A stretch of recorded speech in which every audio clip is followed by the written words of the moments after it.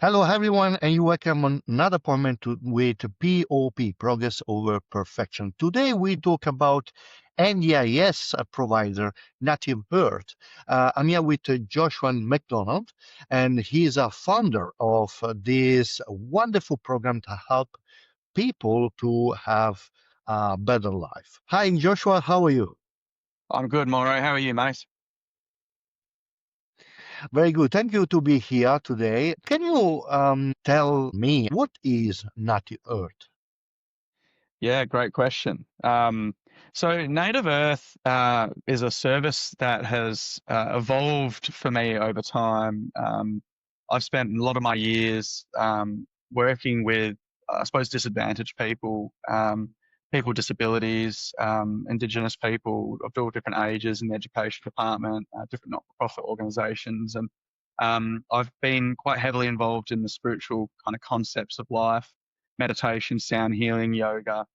And I've also worked for the Department of Sport and Recreation as an outdoor ed instructor as well. And I've done lots and lots of travel in my life as well. Been all through Southeast Asia and India, Patagonia, Argentina.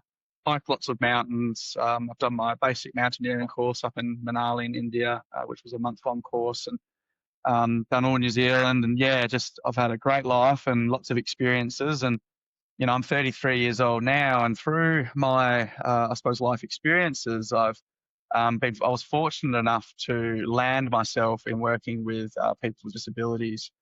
And I used to live in the Kimberley up in Western Australia, working with the Indigenous people. And after the 5 years of kind of working up there for different not-for-profits, and I got back down to Perth, I was doing sound healing full time. So I was, playing the didgeridoo, the crystal bowls, gongs, flutes, and creating a soundscape for people to meditate in, to release in, to let go in, to discover themselves in, and process all of their worries, their fears, their emotions. And I love to hold space for people in this way. I love playing music. I'm not musically talented. I can't read music. I can't play in a band. I probably could if I tried, but it's not something that comes natural to me. But sound healing is an intuitive experience where you're playing with vibrations and frequencies, and you're creating a soundscape using technology and a loop pedal with speakers, and you're creating this soundscape of vibrations. And every time you do it, it's unique, it's different, it incorporates a different intention. And that process for me was like a meditation, and it was really good at drawing myself into my own emotions and feelings, and being able to kind of make sense of how I feel and how I show up every day, just to maintain that clarity of who I want to be and how I want to show up. And I was Mm. fortunate enough when I moved back to Perth to start working with people with disabilities, and I got on this app called Mabel, and I was an independent support worker, just reaching out to different people, getting jobs, and helping people out in the community socialize, domestic kind of work, cooking, shopping, all this sort of stuff. And I just loved showing up to people's homes and meeting them, and just helping them in their day and having conversations. And it's a really personal experience, and I'm really good like that with one-on-one. I enjoy that. And through Mabel, I actually found one client in particular who, through him, I was introduced to his mother, who is also an NDIS business owner. And she sort of helped me understand a bit more of the NDIA, and how it operates, how it works. And through her, I got another job through her business with another client of hers, who was a bit more high needs. And I was supporting him for quite a few months, and the mother of the child approached me privately and said, "It's quite rare for our son to have a mentor, role model like you that he gets on with, that's still with him, that's been with him for so many months, because usually people kind of transition in and out because of his complexities." And she offered me the opportunity to take him on a trip, on a respite trip. And I'd only ever done support work at this stage, so I really had no idea what it was all about, what it entailed. And she showed me how to invoice and what codes to use within the price guideline and the ins and outs. And yeah, I went on this experience, this weekend getaway from Friday to a Monday. I planned the whole experience with the client, and we went down to Margaret River and went kayaking and abseiling 40 metres down the cliff in Margaret River, and went mountain biking and hiking up on the Cape track, and camped in a swag. I had a bus at that stage, so I was camping out in the bus, and we just had the best time ever. And yeah, I got back from that experience, and I sent the invoice in, and I got a pretty decent payout at the end of it. And I thought, there's something here. There's a business here, because this is combining all my experiences in life, my outdoor adventure, recreation, my ability to work with a diverse group of people. So I was really confident in myself to be able to kind of roll something out in this sector, based on that experience that I had and how successful it was. So yeah, I started to look into starting a business up and what that entailed, and NativeEarth finally came about for me. And when I was doing my sound healing, it's important to sort of backtrack here. When I was doing my sound healing, what I really wanted to do with that was create a community movement that was a mindful one, that got people together and regularly engaged people in meditation and mindfulness. However, nowadays and age, to do this sort of thing within the sort of health and wellness industry or sectors, you do have to have quite a large following and be quite popular, and in order to make decent money out of it. And I wasn't able to sustain myself or grow. And financially, that was what led me into working in the disability sector and discovering all of these great things. But when NativeEarth came about and I started to create a model based on respites, I still held in my mind that concept of community movement and wanting to put myself in environments or situations where I'm able to help people with their mindfulness and help them discover what mindfulness is and what mindfulness works for them. And so in my trips that we do, it's a one-on-one experience. I now have 9 facilitators. We have there's 3 administrations. So, over the last year and a half, I've grown NativeEarth quite quickly, quite large. And that's proven success of the model. And what we do with these one-on-one experiences is we curate the experience, we personalize it. So we use support shifts with the participants to engage them in conversations that kind of stimulate them around what potential new experiences they could be doing for themselves. And that could be action adventure. It could be, dining experiences. It could be going and getting a massage. Someone might really not like touch, and so getting a massage for them might be a really big thing. So that's that kind of pushing people's mental, physical, and emotional capacities simultaneously. It's all that for us. It's all about giving back their funds to them. So the NDIS taxpayers funding, we acknowledge it as that. We try and use that funding as strategically and as efficiently as possible for the client. So when we are planning these experiences and we're talking about what it is that they could be doing on these trips, we're really starting to paint a picture of potential within themselves. And then we go on the trip and we do it, and the facilitator will have a phone and they'll take videos and photos of the experience, and we'll then make a professional video at the end of that to give back to them as a reflection. And we also use the data, the video, the photos to inspire and motivate these individuals to do things in their life like what we would all do: wake up and go to work every day, or go into the kitchen and do the dishes from the night before, and clean yourself and have a shower in the morning before you start work or before you start your day. And we really use these experiences as a motivator to create a healthier lifestyle and to be on top of these things so that people can have a bit more independence. And at the end of the day, with the NDIS and the funding and what it's allocated for, that is what it's meant for. It's for independence and helping individuals become more independent in their lives. And so now here I am, NativeEarth. We do these trips. We now do regular community access social supports as a model as well, which we'll be rolling out next month. And the community movement side of it is bridging the gap between aged care, NDIS, and mainstream community. So NativeEarth has a big vision of connecting in with Cold Nips, which is a community movement that gets people down the beach and doing sunrise dips and coffee catch-ups and silent discos, and they do breathwork sessions and yoga sessions, and they get, I think this Friday there's one down Scarborough, and they're going to expect to have 2,000 people down there for a live DJ sunrise alcohol-free party, right? So really great. And so my goal with NativeEarth is I want to bridge the gap and get NDIA and even aged care people down there to experience that holistic fun, and just provide that space to be able to help individuals build a community around them. And that's my way of doing it. So it's using the NDIA, it's using that funding model, and the specific services that we provide, which are reflected on my skills and what I've done in my past, to be able to provide, I suppose, now the opportunity to further enhance people's micro communities that they live in and strengthen it. Mm, mm. Wow, it look like very complex. The things that you put together for uh, these people seems very complex and but thoughtful and designed for those people. Can you tell me a little bit more who are the people that use your service?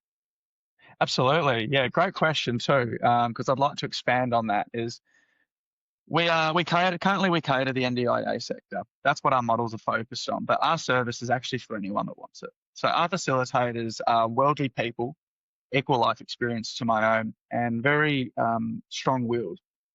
And they're essentially their mentors. And so if a parent or family member or an individual wishes to engage their child or themselves into a mentor capacity, going out into the world and being adventurous and getting into nature, our staff, that's what we do. That's what we're trained to do. That's what we love to do. So I just wanted to sort of clarify, we're not just working in the NDIA sector, and we're not just in the aged care. We are a service, a respite retreat service for anyone that wants to use us. And we work with people. We work with their funding capacities. Not everyone has access to taxpayers' money that they've got to pull out of their own pocket with hard-earned money, and we get that and we respect that. So we work with people to be able to engage them with people such as myself and my other staff who are who have those strong-willed mindsets to be able to kind of ground people and help them make sense of life and make sense of themselves. We're not all of us are counsellors. We're not all trained. Like some of my staff are. Some of my staff are nurses as well. But we all have that ability to be able to just sit down and have an honest conversation with people and just help them in that capacity. So in terms of the NDIA, the typical kind of clientele that we would get is anyone who's in the NDIA. It doesn't matter if you're quadriplegic, paraplegic, in a wheelchair, or if you're FASD, ASD, or ADHD. Doesn't matter what your diagnosis is. We're a service that can support you, and we find out a way to do that. But predominantly for us, we do work with a lot of mental illnesses, so anxiety, depression, and then people that are on the spectrum. And so ASD, ADHD, as I said before. And yeah, so for us within the NDIA, we look at people's plans. So the NDIA, they have an NDIA plan, and in that plan, there's goals that they create, and they create those plans. And someone's goal, or one of the goals, could be in the plan that they want to socialize and they want to make friends. And so we would work with them to that capacity to then enhance their ability in their own life to do that. And so when we plan the trips, we would go, cool, they want to socialize. Where are we going to socialize them? With who? What's a safe way of doing this? What do they like? Do they have a behavioral management plan in place? If they get anxious or if they want to leave, what are our opportunities to engage them to be able to communicate with us, let us know that they need that to happen. As you say, it is or it can be very, very complex. But that's, I think, what I enjoy about it as well, is that there are so many different types of people in the world, and we all operate differently, we all think differently, we all behave differently, and we all react differently, specifically based on our own life experiences and traumas that we may have experienced. And to be able to navigate and understand that, not only of myself but of others, and then help others navigate that of themselves, that's a really rewarding place to be. It's a really I feel privileged to be able to do that for people. So that's typically the kind of clientele that we're working with at the moment, is within the NDIA, and working with kind of mental illnesses and ASD and ADHD clients as well. So, but yeah, as I say, anyone could be in a wheelchair. You could have back issues or neck issues. You could whatever, doesn't matter what it is. If someone wants to use our service, all they need to do is approach us and we'll make it work. Very, very interesting. Can you, for example, if I come to you because I want to have an experience with you, Yep. what do you do um, to design something for me? What are the questions that you ask me? What do you need to know, and how you design something that can be good for me as a client? Absolutely. Great question. So typically what we do is we do a meet and greet phase. So once we get the person or the participant or the client on board to our system, we'll then engage them with a facilitator and do a meet and greet. And once that meet and greet's established and the relationship there is enough for them to then go and do support shifts together, we actually use those support shifts for the facilitator and the participant to get to know each other and build up that relationship even further, that trust. And then usually we do minimal 4-hour support shifts every time. So we'll go out into the community with a participant. We'll go, help them with their everyday life, shopping, coffee, whatever it might be. We'll go do something fun. But the facilitator is engaging in a conversation to find out what their hobbies, passions, interests are, and starting to get an idea or a picture of this individual. What's their current capabilities or capacities? What are their interests? What are things that they might want to do but didn't think they can do? What are some locations that they want to go to or that they haven't been to before in Western Australia? South, north, east, inland, what is it? So this information, we get the facilitator to note this stuff down, and this kind of like building a bit of a profile on the individual. And we do as many support shifts as it might take for that relationship to be really strong, really solid, and the trust to be there. So you don't just want to send someone away with a stranger on a multi-day night excursion before they even know each other. Because we want the experience to be worthwhile. We want them to get out of it as much as they can, and that trust really needs to be there in order for that to happen. So once we get that sort of profile, that picture really clear in our minds of who this person is, what are their goals, what are their NDIA goals, then we start creating experience and an itinerary for them. So we work with them by asking questions going, cool, you want to go to Kalbarri, you want to go up north, it's a good time of the year for it. What are some things that we can do up north? Okay, well, there's stargazing experiences. There's you go out on a boat to a seal island and you can do a snorkeling experience with seals in Jurien Bay, for example. Could be going to Louncestone on the buggies and doing the quad bikes or the buggy or the 4-wheel drive truck. Could be dining at a cafe that might do a crayfish. You never had a crayfish before, right? So we're sort of like getting the map up and we're looking at different locations, destinations and activities. And we're going, well, how can we fill out this itinerary? If it's a Friday to Monday, pick them up at 9 a.m. Friday, drop them off at, 3 or 4 or 5 p.m. on the Monday. Between then and then, what are we going to jam pack in that experience? And that's what it's all about for us, is giving back. Like, okay, obviously we need downtime, but what activities are we going to be doing and how are we going to maximize this experience for this participant? Abseiling in Kalbarri is another one as well. Hiking expeditions, things like that. Yeah.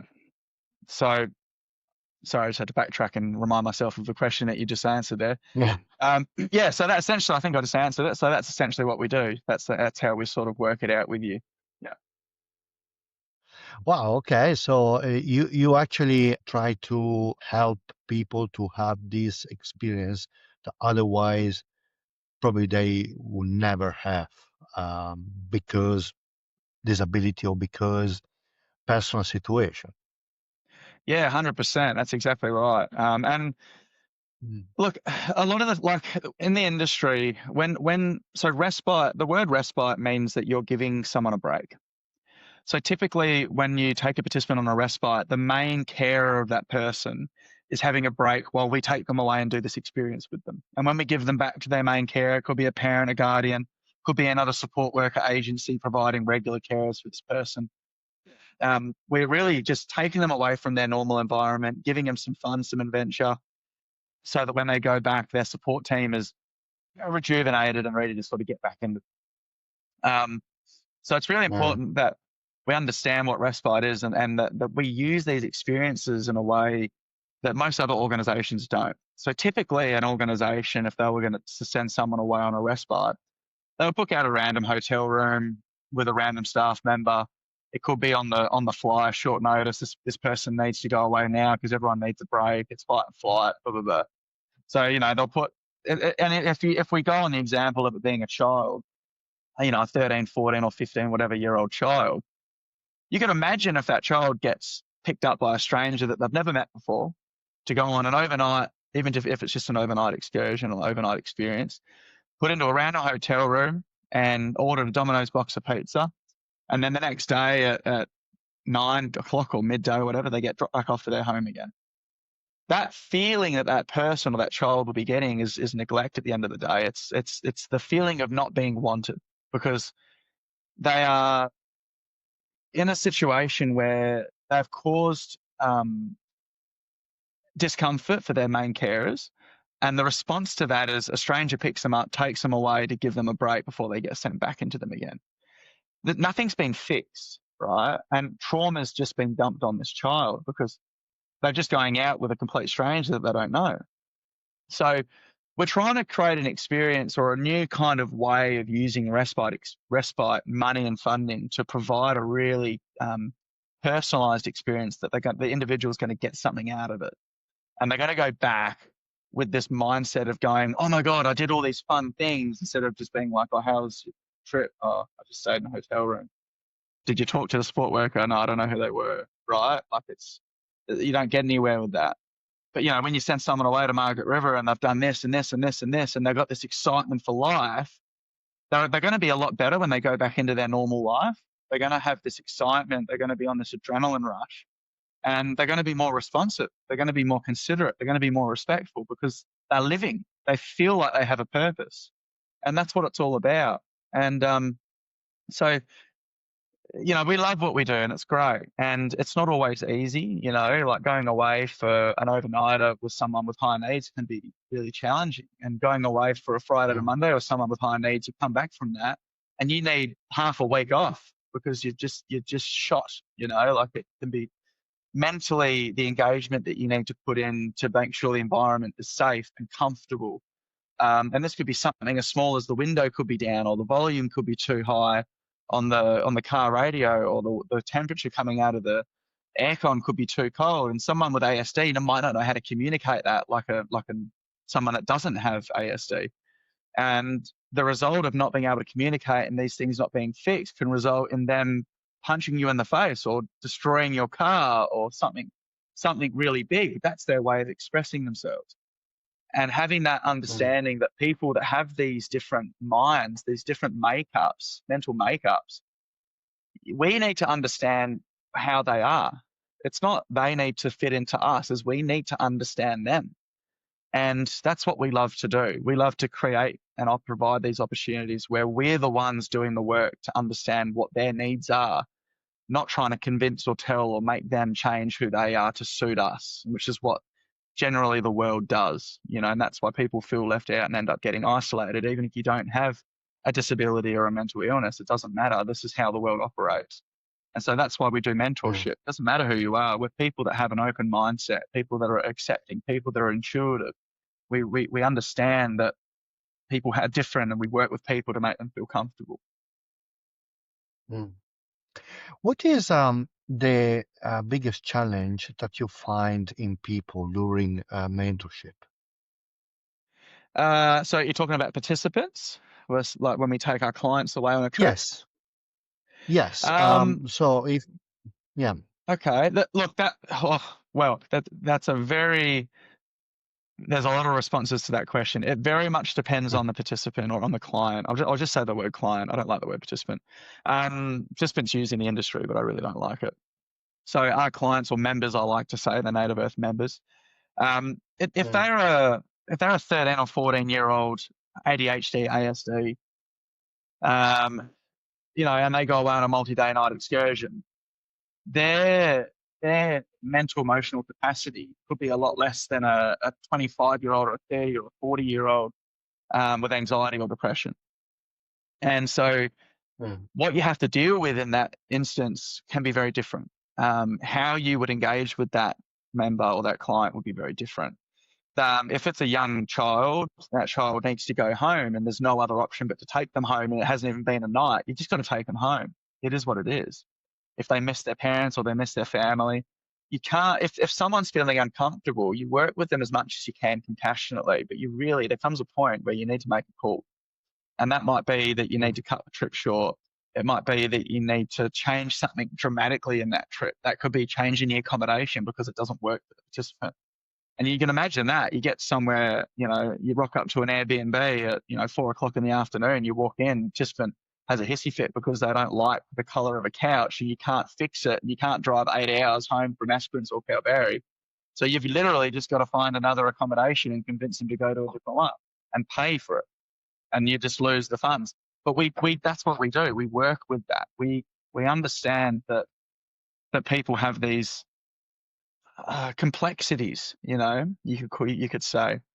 But there's so many different challenges to it. But for me, that it's not even a challenge. It is a challenge, but I enjoy it. It's fun. It's fun to being able to do this. And I think that's why we are successful in what we do and we are growing so fast, is because not only me, but every other NativeEarth facilitator, we enjoy what we do. We enjoy the complexities and the differences that we experience in terms of how people behave and react to the environments that we put them in or that they put themselves in, because at the end of the day, they're the ones that do choose to do these experiences.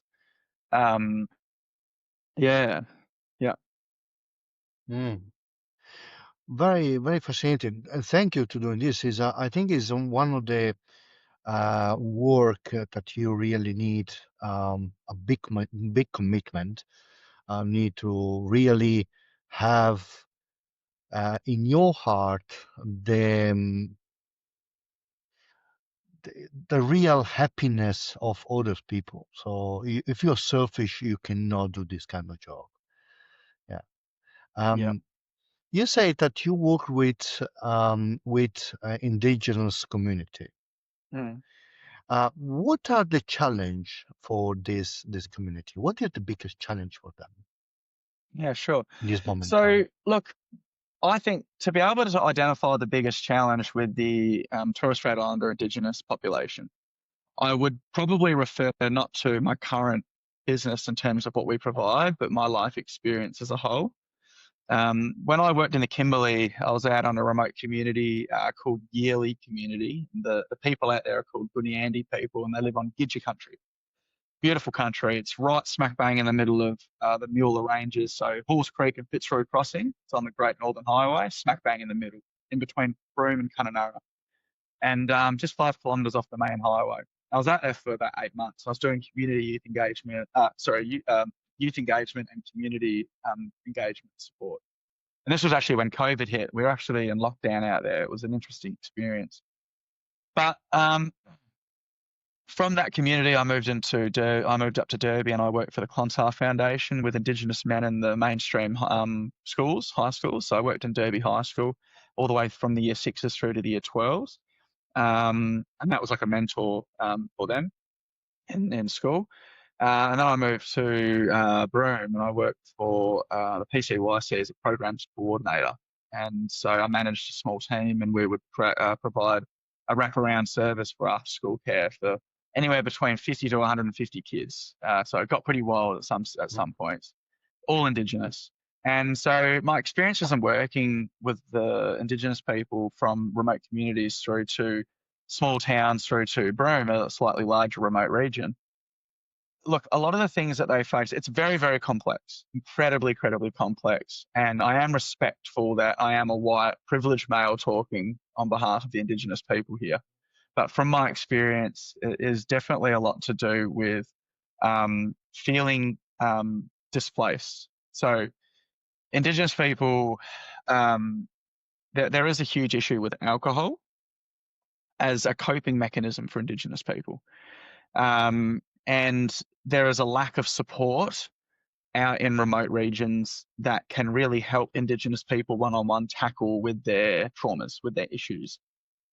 And everyone's different, and it's so complex, and you can't just say these are the issues or this is the issue. It's to the individual themselves. But as a whole, alcohol plays a huge part in the youth growing up being disadvantaged and continuing that cycle.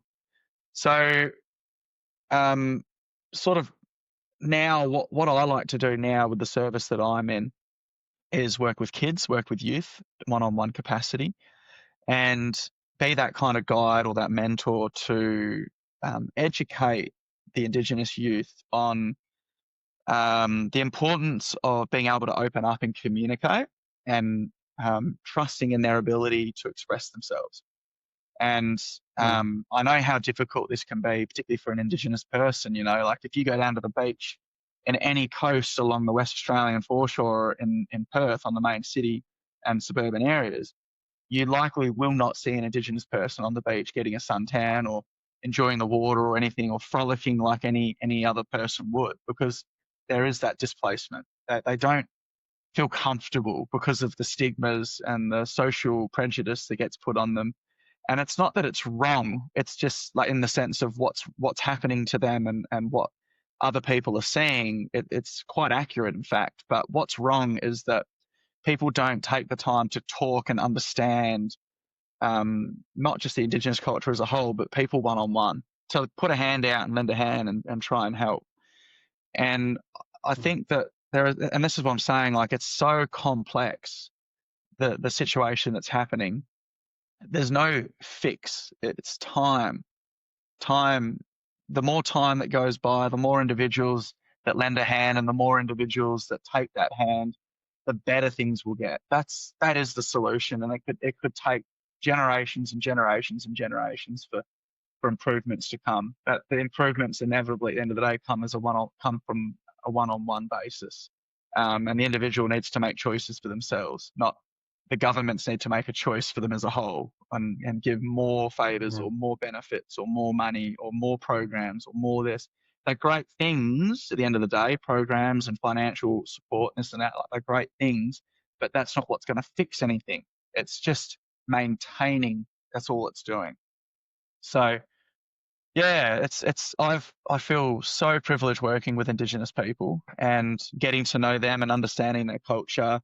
And like when I was saying before, when I work with people that have ADHD and there's a different language that they use when they feel uncomfortable about something, they don't communicate it the same way. Indigenous people are exactly the same.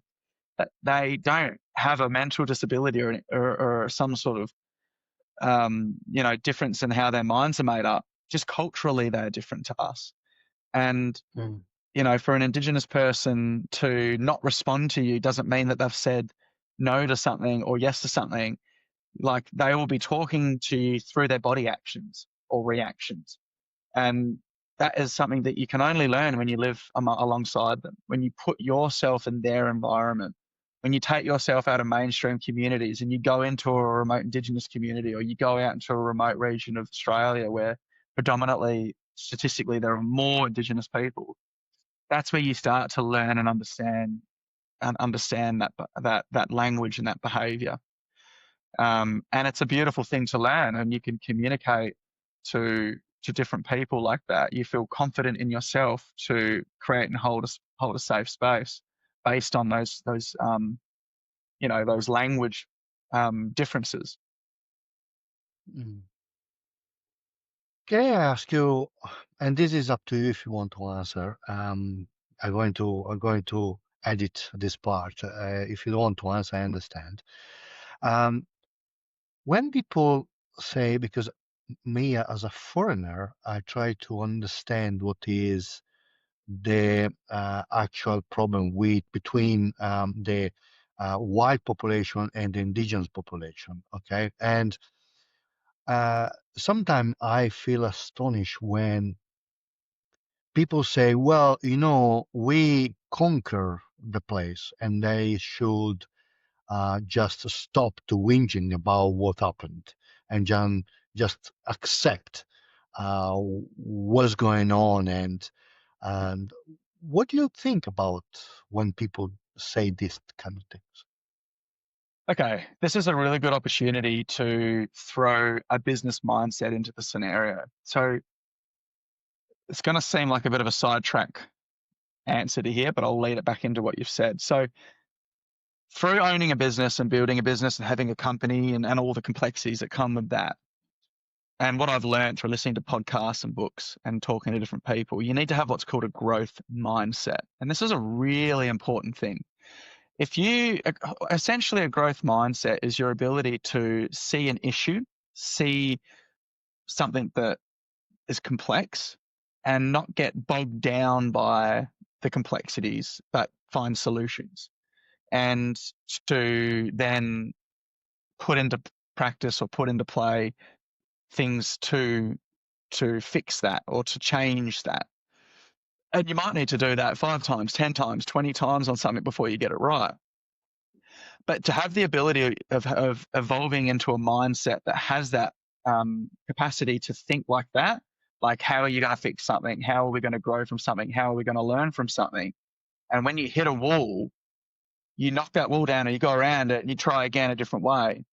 If this mindset was applied to your question, there would be no issues. If every individual was not educated, if every individual had the ability to foster this mindset of stop looking at the past as a weight and start looking at possibilities into the future. If we're wasting our capacity, our mental capacity, looking back at something and using it as an excuse, opposed to looking back at something and learning from it, but moving forward with solutions. Does that make sense? That's how we're going to stop getting bogged down in these mindless conversations of if this didn't happen or if they didn't do that. Or if, and that's the other thing is they and them and us. If humans started looking at themselves as equal and cultures and tribes and skin color and eye shapes and all this stuff weren't different and we're all just us, there would be no problem. But you can't do that because out of respect of people's individual cultures, you need to acknowledge the differences there.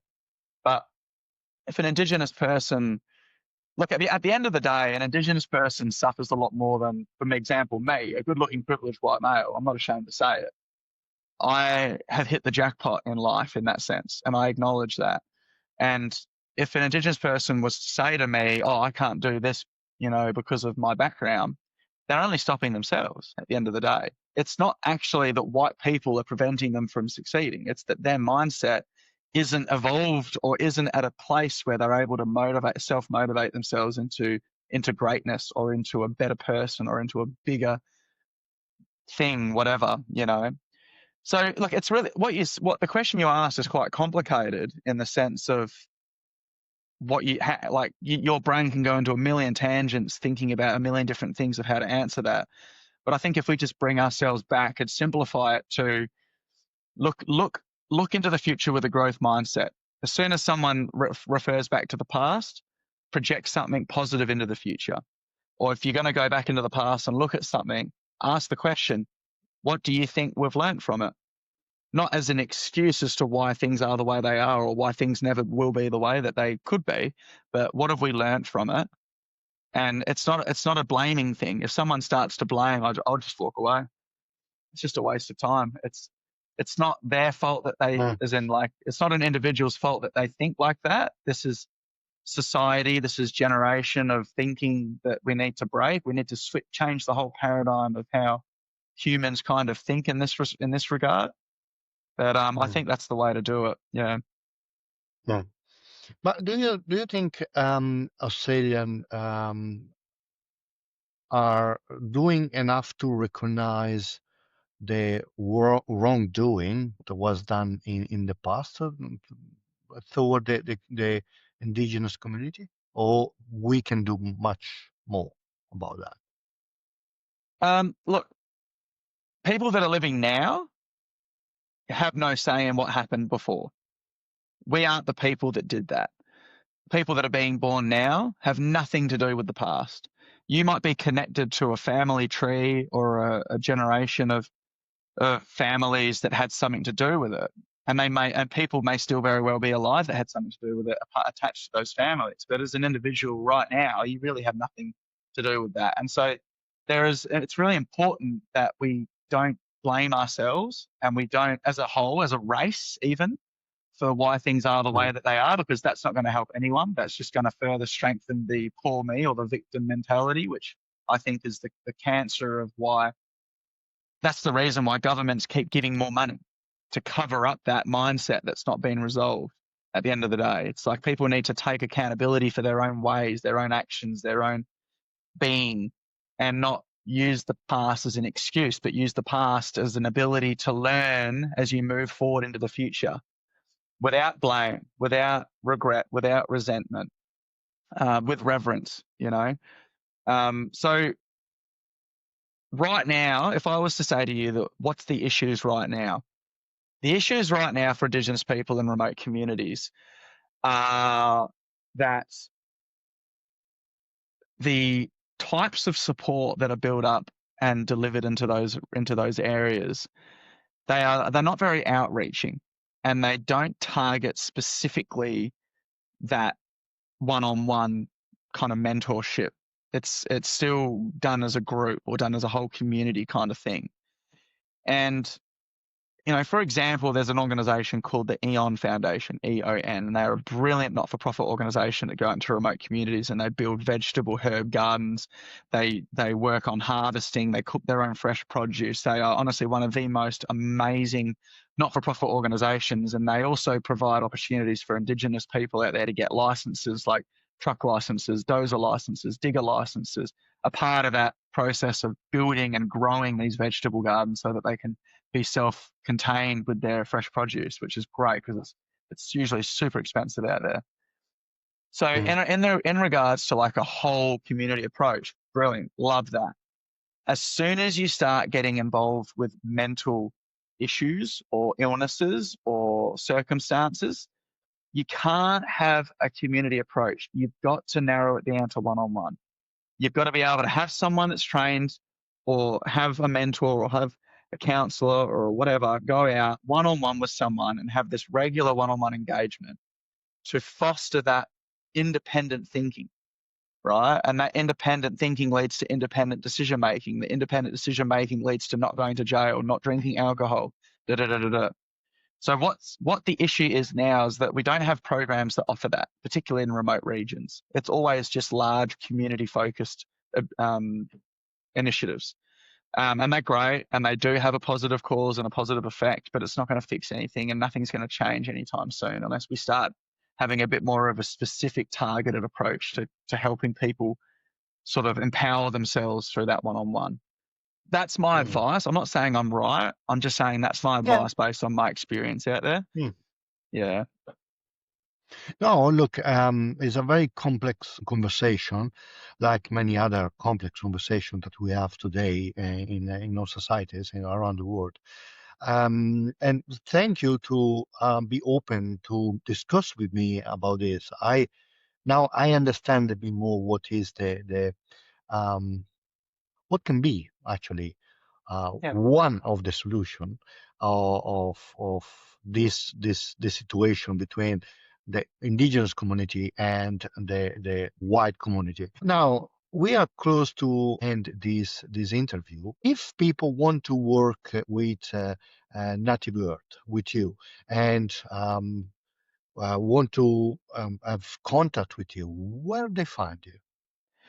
Yeah, great. So you can check out the website, www.nativeearth.co, C-O-E-N, not com. Everyone gets that wrong.